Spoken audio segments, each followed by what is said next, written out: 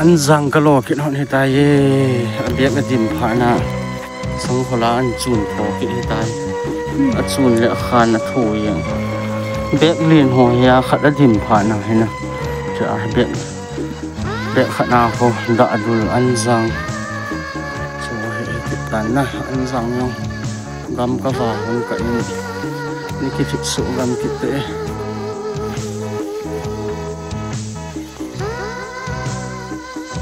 นี่นูsangก็ไม่กี่อันzangอันกี่ยังลิสายกันเนี่ยนะจะแทะพึ่งเนี่ย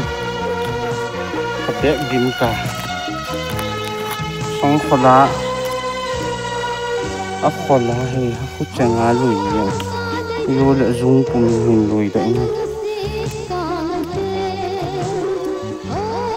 เด็กยังปูบุยไอ้กิแต่เหงงขับมุมเนี่ยเด็กขัดกิมาก็ไอ้จีไอ้กิเฮงกิเนี่ย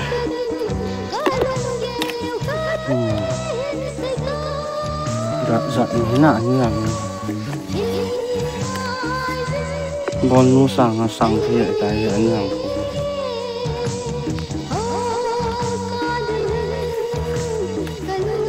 Anjang is very tasty. Padu pen ni tai. Si tai da dul anjang ni kha lang khusin di ko na kahung hat hin na. Ni sa hi kheng do ne da dul anjang. Rồi tai dong set fresh set organic mong lo le ai ki zau lo no chemical organic